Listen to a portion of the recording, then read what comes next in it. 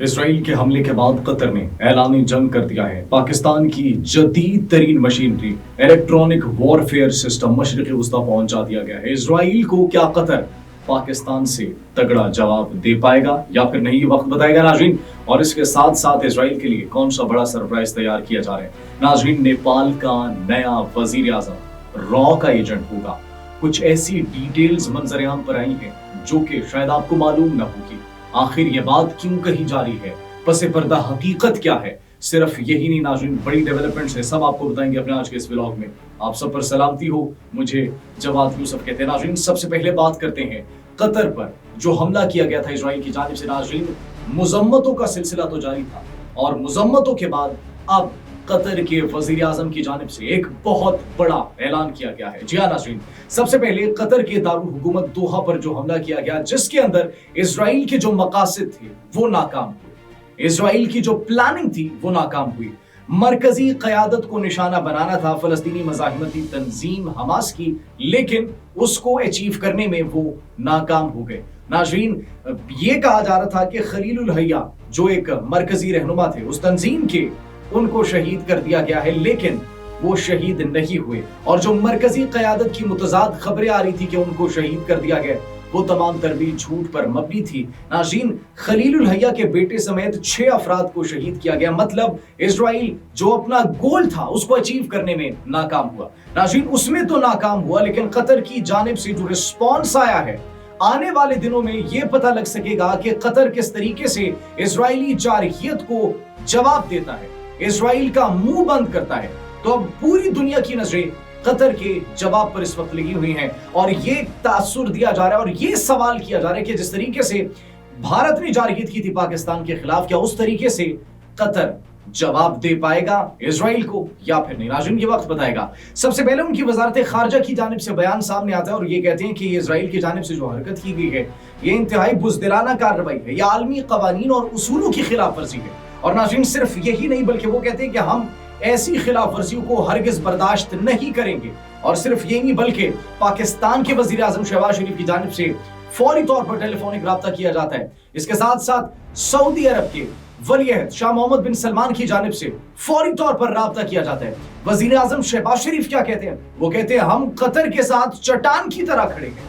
اس کے ساتھ ساتھ سعودی عرب جو ہے وہ بھی یہ یقین دہانی کراتے ہیں کہ ہم قطر کے ساتھ کھڑے ہیں، ہم اسرائیلی جارحیت کی بھرپور مذمت کرتے ہیں۔ ناظرین that was not all، اصل رسپانس آیا قطر کے وزیر اعظم کا۔ قطری وزیر اعظم شیخ محمد بن عبد الرحمن الثانی، ان کی جانب سے کہا گیا کہ یہ ریاستی دہشت گردی ہے اور قطر جواب کا حق محفوظ رکھتا ہے، ہم جواب دیں گے اور وہ جواب ہماری مرضی کا ہوگا۔ ناظرین انہوں نے پھر اسرائیلی وزیر اعظم نیتن یاہو کی بات کی، اور کہا کہ نیتن یاہو یہ صرف اسرائیل کے امن کو خراب نہیں کر رہے، یہ صرف فلسطین کو جو ہے نقصان نہیں پہنچا رہے، بلکہ یہ پورے خطے کے امن کو خراب کر رہے ہیں۔ ناظرین صرف یہی نہیں بلکہ نیپال کے وزیر اعظم نے استعفیٰ دے دیا گزشتہ روز، اور وہاں پر جن زی کا جو احتجاج ہے وہ انتہائی شدت اختیار کر چکا ہے۔ 22 افراد کی ہلاکتوں کی اطلاعات موصول ہو رہی ہیں، 500 سے زائد زخمی ہو چکے ہیں۔ جن زی کی ایک نئی سینسیشن، وہ اس وقت جو ہیں جن کو یہ کہا جا رہا ہے کہ ہم ان کو اپنا نیا وزیر اعظم دیکھنا چاہتے ہیں، وہ کون ہے؟ ناظرین بلال شاہ جو سوشل میڈیا پر زیر گردش ہیں، اور یہ کہا جا رہا ہے کٹھمنڈو کے یہ میئر تھے، 2022 میں آزاد امیدوار کے طور پر انہوں نے الیکشن لڑا تھا، اور پہلے آزاد امیدوار کے طور پر الیکشن میں حصہ لینے والے یہ میئر منتخب ہونے والے شخص تھے۔ ناظرین اب ان کو جن زی کی جانب سے اگلا وزیر اعظم دیکھنے کی خواہش کا اظہار کیا جا رہا ہے۔ ناظرین یہ مائنڈ میکنگ جو کی جا رہی ہے، آپ کو یاد ہوگا سری لنکا میں بھی ایسے ہی عوام نے احتجاج کیا، 2022 کے فسادات آپ کو یاد ہوں گے، تامل ٹائیگرز کو جو سپورٹ کیا گیا تھا بھارت کی جانب سے۔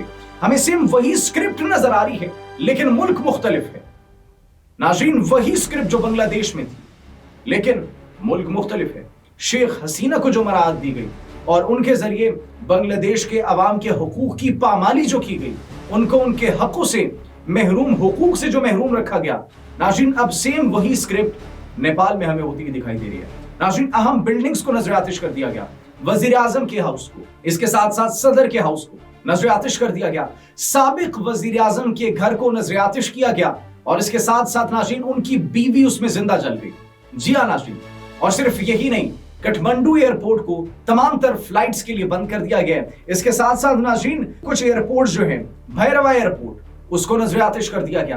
तो सिचुएशन इंतहाई क्रिटिकल हो चुकी है और वो सोशल मीडिया की जो एक सेंसेशन है जेन जी की, नाज़रीन उनके जो वजीर आजम जिनको वो देखना चाहते हैं, Bilal Shah, hip hop industry के एक फनकार के तौर पर उन्होंने करियर का आगाज किया। और नाज़रीन ये पहले एक फनकार थे। इनकी अगर तालीम की बात की जाए, तालीम इन्होंने भारत से हासिल की है, कर्नाटक से इन्होंने मास्टर्स की डिग्री हासिल की है। तो नाज़रीन हमें तो तशवीश हो रही है। द रीजन इज भारत जहां पर इन्वॉल्व हो जाए वहां से आप बेहतरी की उम्मीद नहीं कर सकते। तो ये सवाल किया जा रहा है कि वो शख्स जिसको भारत में तालीम दी गई हो, वो शख्स जिसको भारत ने ट्रेन किया हो, क्या वो नेपाल की खुद मुख्तारी के लिए आवाज उठाएगा? क्या वो नेपाल को इस्तेमाल होने देगा इस तरीके से जिस तरीके से लोग ये समझ रहे हैं? तो नाज़रीन नेपाल अब किसी और के हाथों में हमें जाता हुआ दिखाई दे रहा है। नेपाल हमें इस वक्त बड़ा क्रिटिकल लग रहा है क्योंकि नाज़रीन वहां पर जिस तरीके से माइंड मेकिंग की गई है, जिस तरीके से नौजवानों के जहनों के साथ खेला गया, दैट इज अलार्मिंग। नाज़रीन सिर्फ यही नहीं, पाकिस्तान के जदीद तरीन इलेक्ट्रॉनिक वॉरफेयर मशरिक़ वुस्ता पहुंच चुके हैं। नाज़रीन स्ट्रैटकॉम ब्यूरो की जानिब से एक पोस्ट की गई और उसके अंदर दिखाया गया कि पाकिस्तान का इलेक्ट्रॉनिक वॉरफेयर और कमेंट सिस्टम जो है इराक पहुंच चुका है। और नाज़रीन Iraqi chief of army staff उसको टेस्ट करते हैं और फिर उसका एक कामयाब टेस्ट होता है। ये नहीं कि वो नाकाम हो गया, कामयाब टेस्ट होता है। लेकिन यहाँ पर कुछ सवालात ज़हन में जन्म ले रहे हैं और वो सवाल ये है कि मशरिक़ वुस्ता के अंदर पाकिस्तान का इलेक्ट्रॉनिक वॉरफेयर आखिर काम क्या कर रहा है? वहां पर किस मकसद के लिए उसको नस्ब किया गया है? इराकी फौज उसको टेस्ट क्यों कर रही है? क्या इजराइल के लिए कोई खतरे की घंटी है? क्या इजराइल के लिए कोई सरप्राइज तैयार किया जा रहा है? नाज़रीन आप इस बारे में क्या सोचते हैं? कमेंट सेक्शन में अपनी कीमती राय से जरूर आगाह कीजिएगा। अपना बहुत ख्याल रखिए। अल्लाह निगहबान।